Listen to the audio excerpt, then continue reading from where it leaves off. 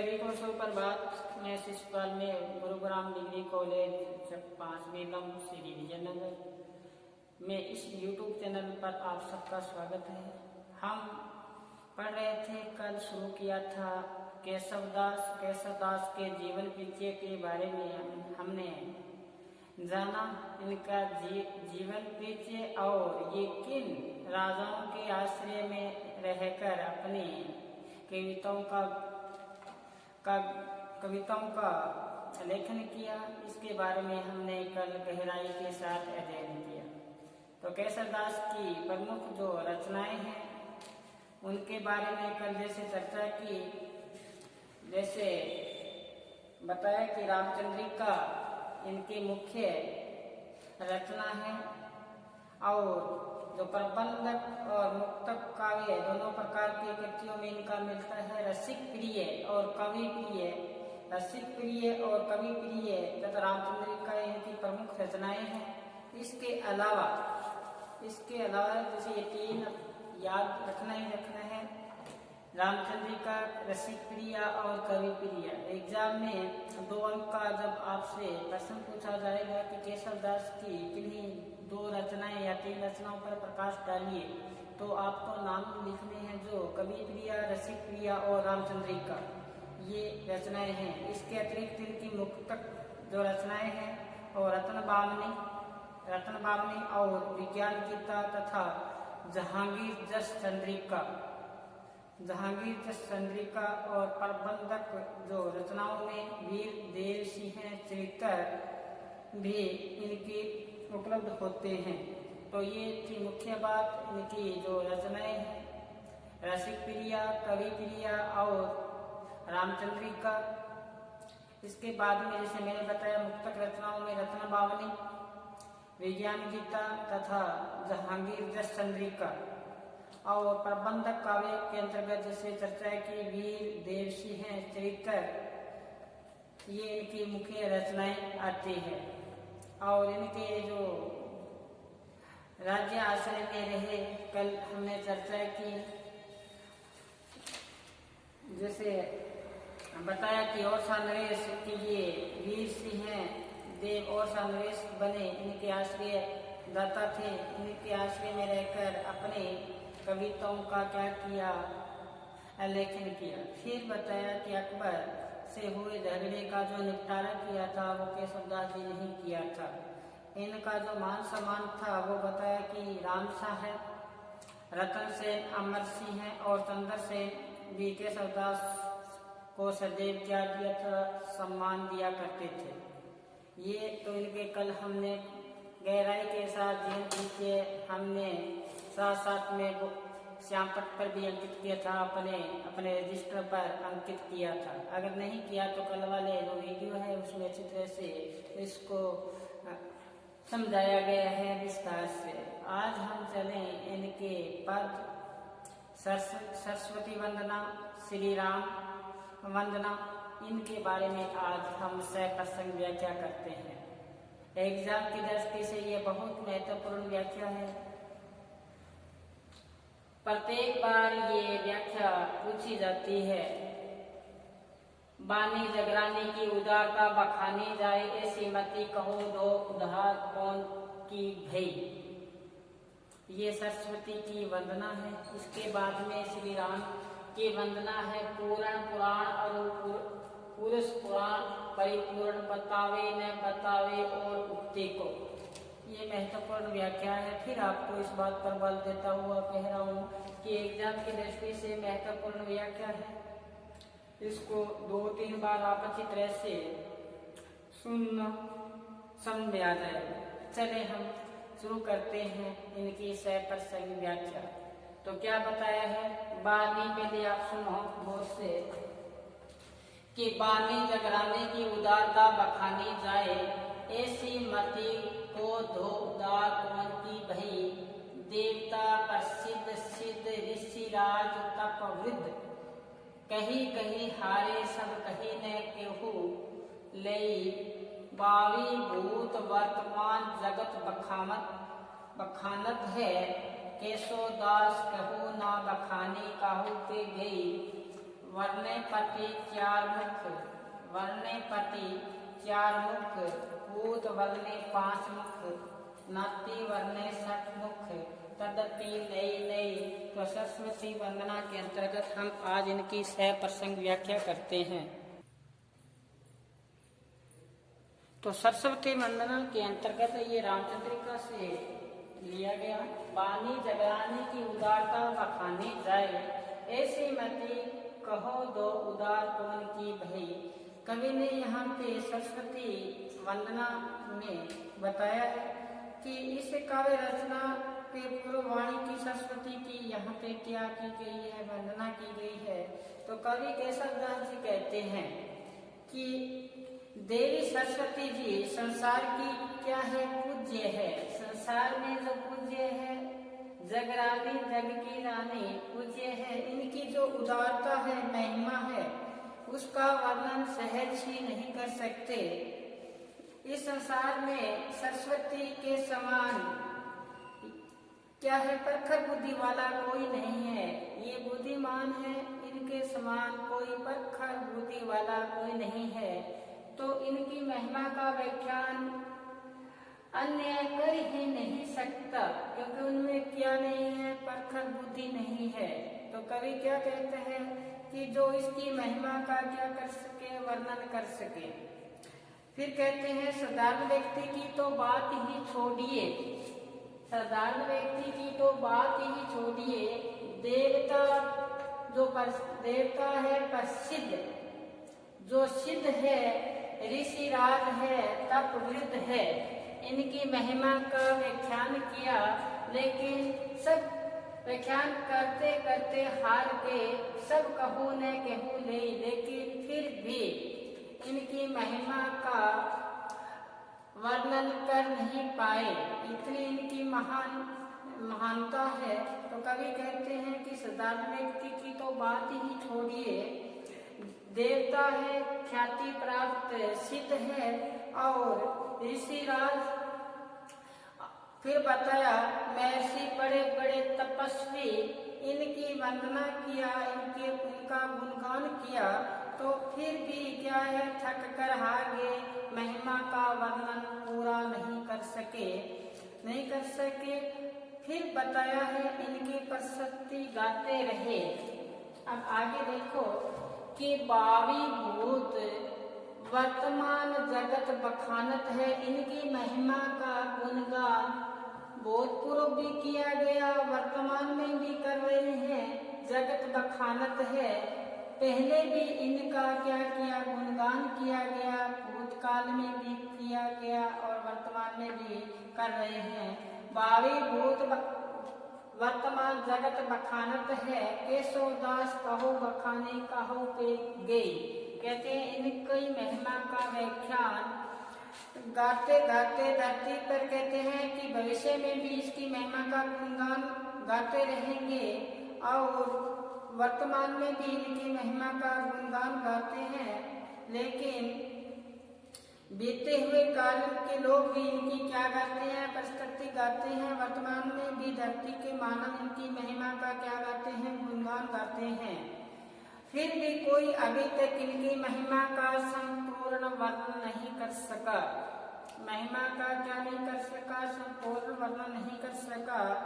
फिर आगे बताते हैं कि वर्णेपति चार मुख, इनके पति है, उनके मुख कितने हैं, चार मुख वाले पति, पांच मुख वाले इनके पुत्र नातिन हैं, उनका मुख है 6। तदपि नई नई, इन्होंने अपने मुख से इनका यशोगान किया, लेकिन फिर भी इनकी महिमा नयापन लाती गई। तो कभी बताया है कि इनके पति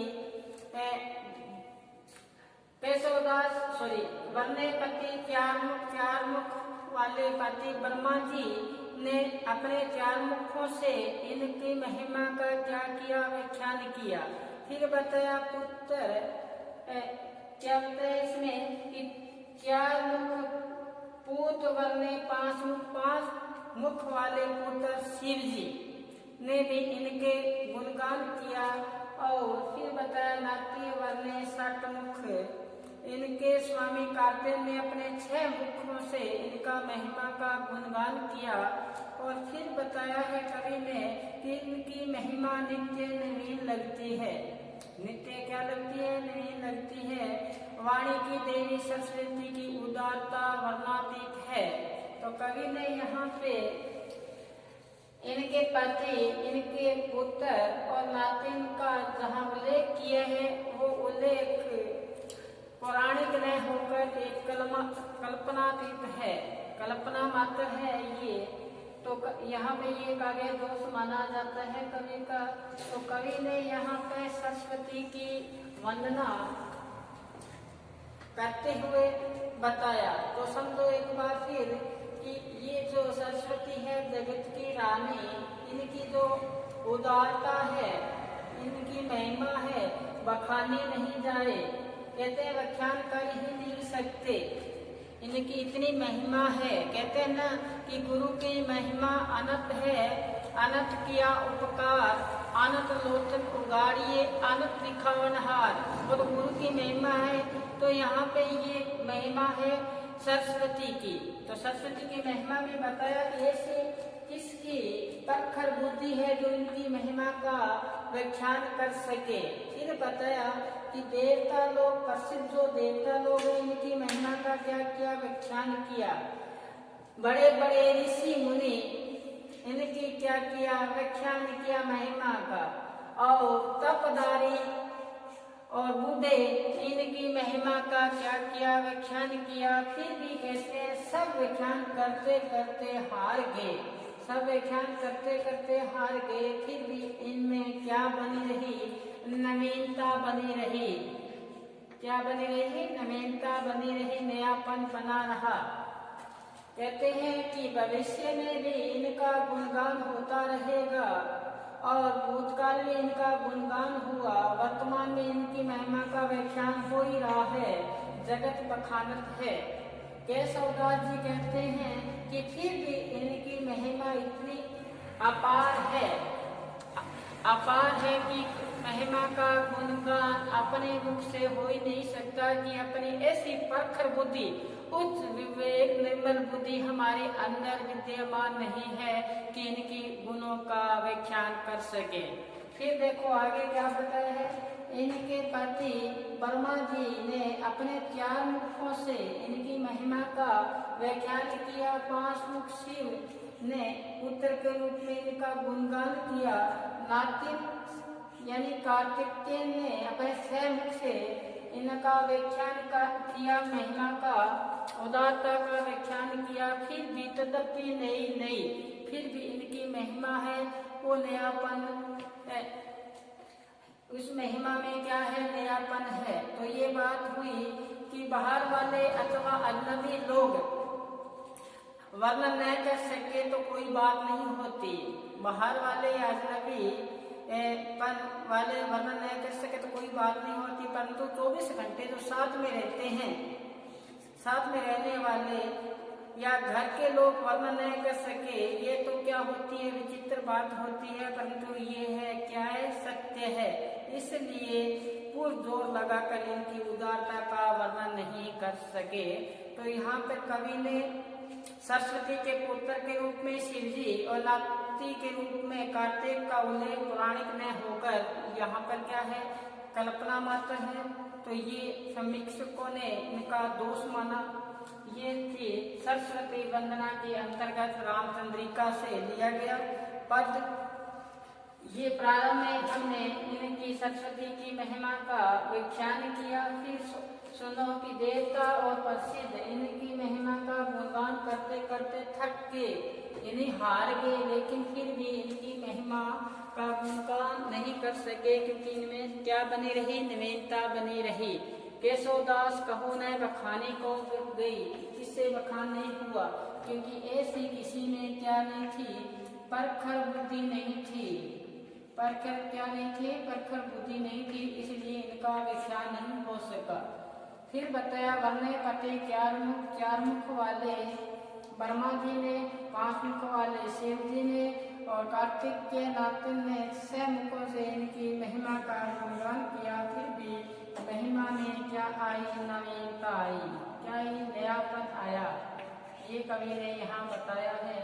तो ये जब व्याख्या पूछी जाए तो रामचंद्रिका से लिया गया ये पद सरस्वती वंदना के अंतर्गत केशव दास द्वारा रचित ये पद है और सरस्वती की महिमा वंदना का वर्णन किया गया है। तो अब हम चलते हैं श्री राम की वंदना, इस पे हम आगे पढ़ते हैं। पूर्ण पुराण अरु पुरुष पुराण परिपूर्ण बतावे न बतावे और उक्ति को दर्शन देत जिन्हें दर्शन समझे न नेति नेति कहे वेद छाड़ी आन उक्ति को जानी ये केशवदास अनुदित राम राम रटत रहत न डरत पुनरक्ति को रूप देही अणिमा गुण देही गरिमा ही भक्ति देही महिमा ही नाम देही मुक्ति को।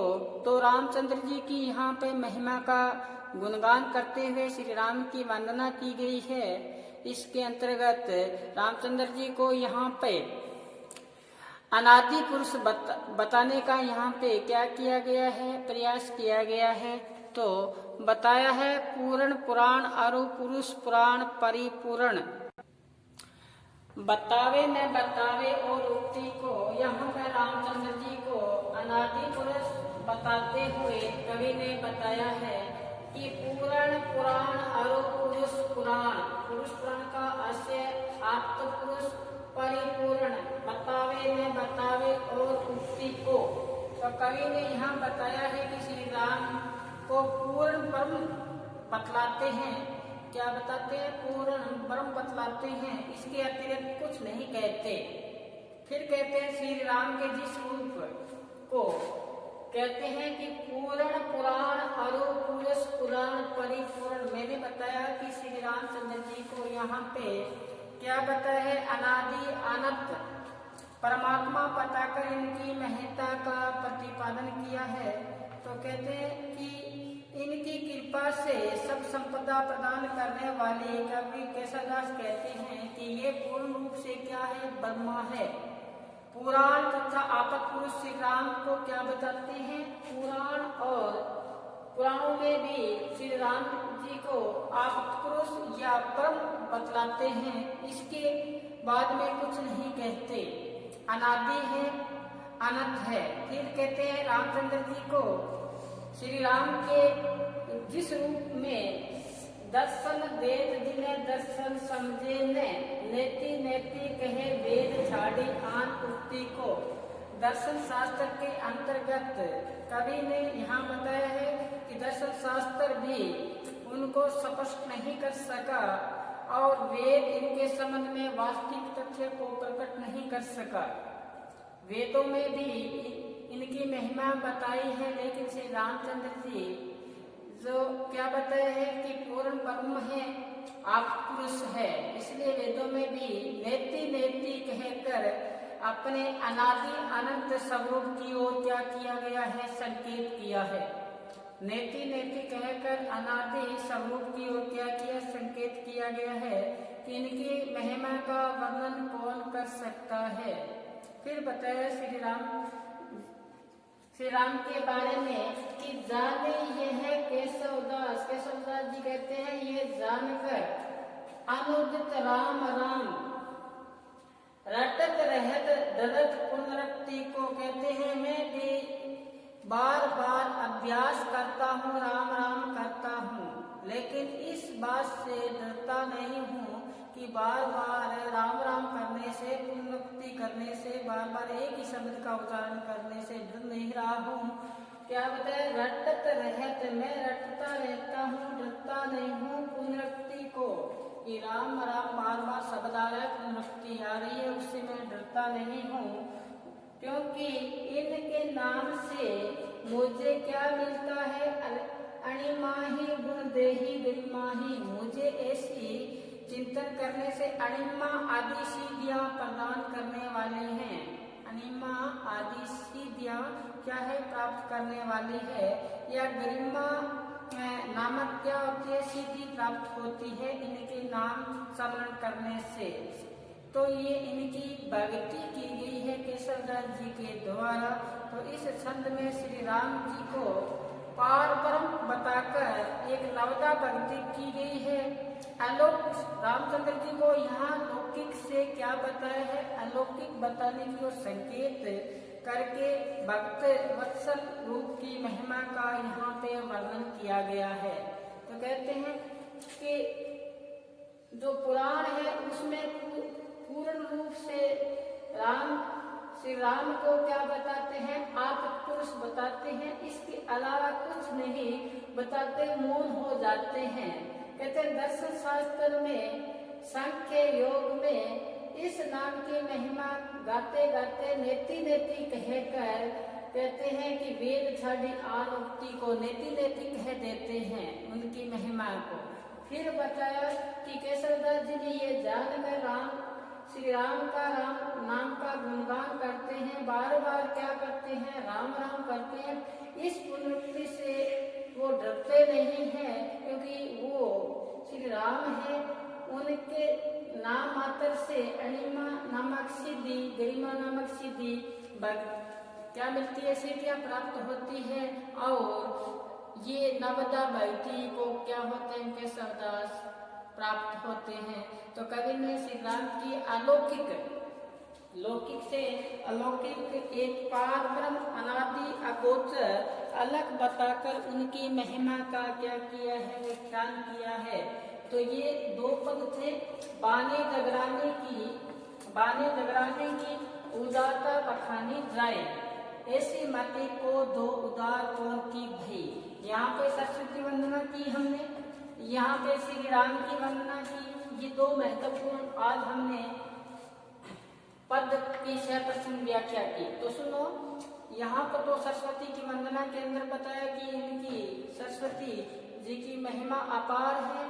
इनकी कहते हैं कि ऐसी हमारे अंदर प्रखर बुद्धि नहीं है जो इनकी उदारता का व्याख्यान कर सके, इनकी महिमा का गुणगान कर सके। क्योंकि इनकी महिमा का गुणगान करने के लिए देवता, जो प्रसिद्ध देवता लोग हैं, सिद्ध पुरुष है, ऋषिराज है, वृद्ध तपे हैं, वो कह कर हार गए, लेकिन इनमें नवीनता बनी रही, उनका व्याख्यान नहीं हो पाया। फिर कहते हैं कि आने वाले समय और जो भूतकाल है उसमें वर्तमान में भी इनकी महिमा का व्याख्यान हो रहा है। फिर भी केशवदास जी कहते हैं केहू ना बखानी कहू पे गई, फिर भी इनकी व्याख्यान हो नहीं पाया, क्योंकि ऐसी हमारे अंदर प्रखर बुद्धि नहीं है, ऐसे हमारे अंदर विवेक नहीं है कि इनकी महिमा का उच्चारण हो सके, गा सके। फिर बताया कि इनके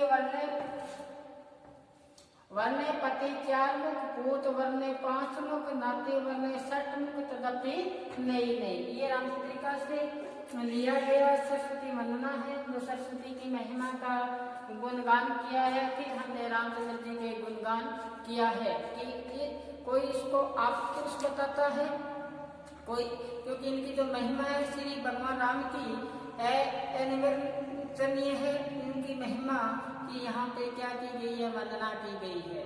तो ये पद थे रामचंद्रिका से दिए गए 2 पदों पे हमने आज सप्रसंग व्याख्या की। आगामी जो व्याख्या है फिर अवधपुरी शोभा वर्णन, जो हम कल अध्ययन करेंगे। तब तक आप घर पर रहें, सुरक्षित रहें, और मुख्य ध्येय पढ़ना है तो पढ़ते रहें। धन्यवाद।